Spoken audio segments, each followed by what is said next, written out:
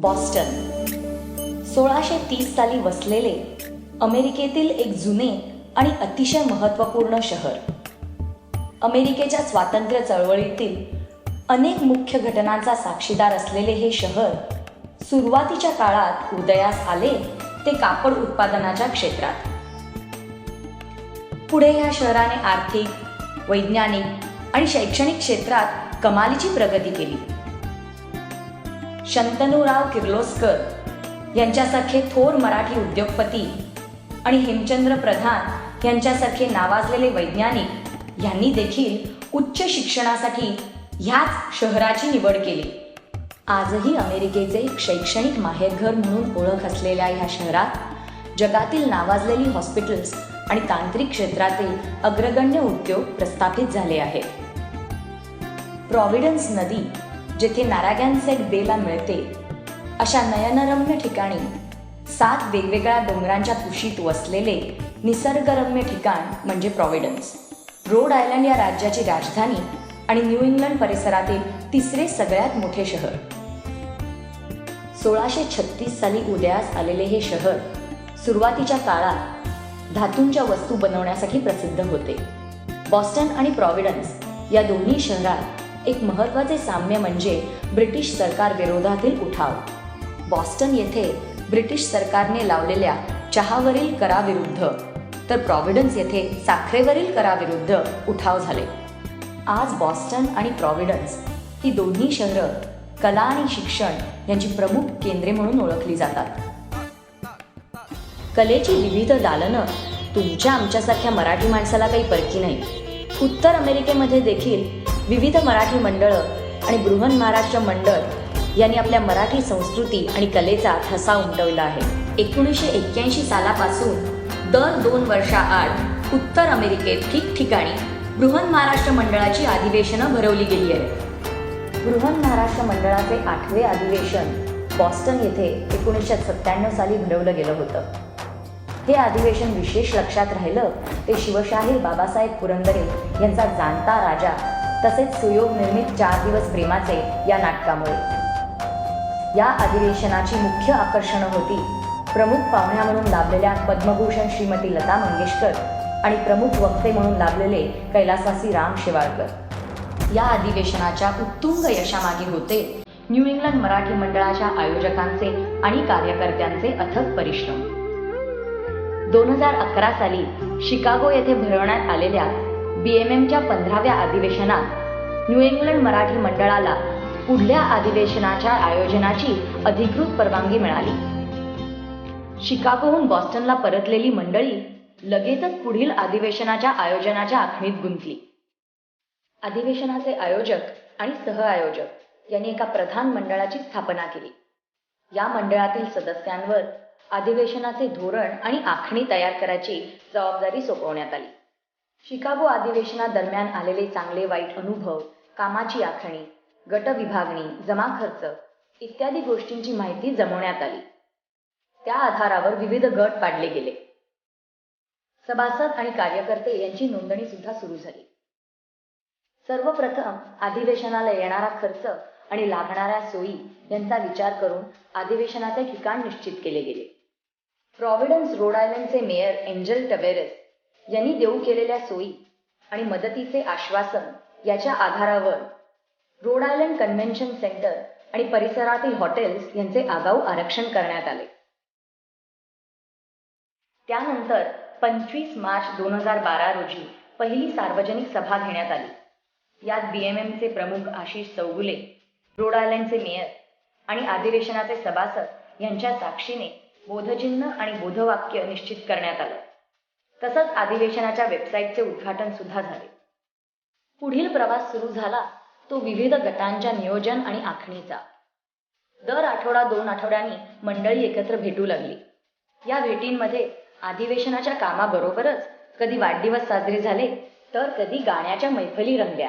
घराघरात महाराष्ट्रीयन, बंगाली, पंजाबी, मद्रासी आणि आंतरराष्ट्रीय पदार्थांची स्वागत सुरू झाले. सर्व पदार्थात बाजी मारली ती वडापावने. हा पदार्थ सर्वांचा सगळ्यात आवडता पदार्थ गणला जाऊ लागला. प्रत्येक गटाची स्वतःची अशी एक ओळख निर्माण झाली. कोणी संगणकाच्या कार्यप्रणालीत गुंतले, तर कोणी वित्तीय आकडेमोडीत गुंतले.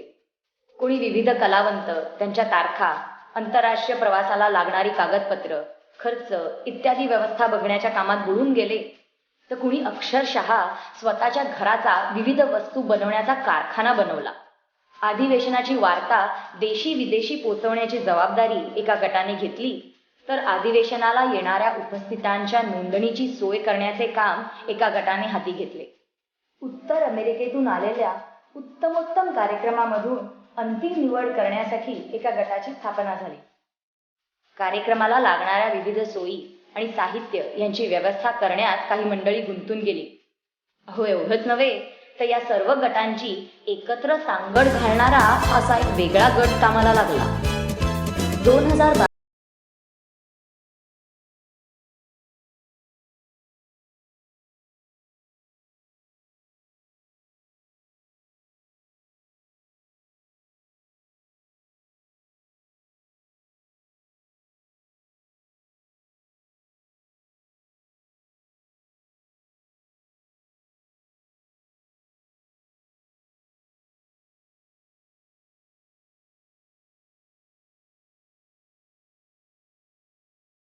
आमंत्रित करण्यात आले.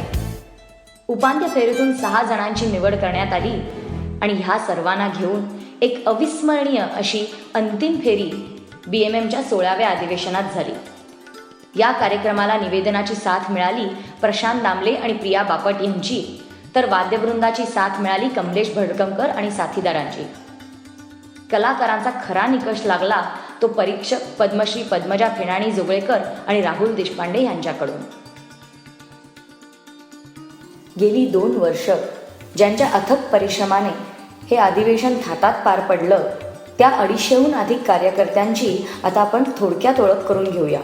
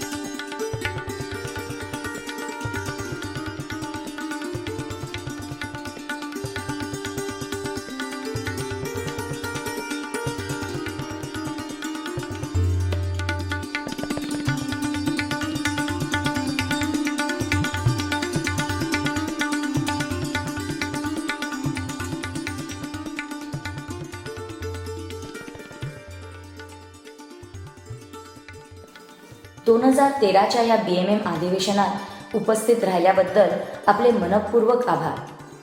अशी आशा करतो की या अधिवेशनात आपल्याला काही जुने मित्र भेटले असतील, तर काही नवी नाती जुळली असतील. हे ऋणानुबंध असेच वाढावे ह्याच आमच्या शुभेच्छा. भेटूया तर मग 2015 साली LA ला.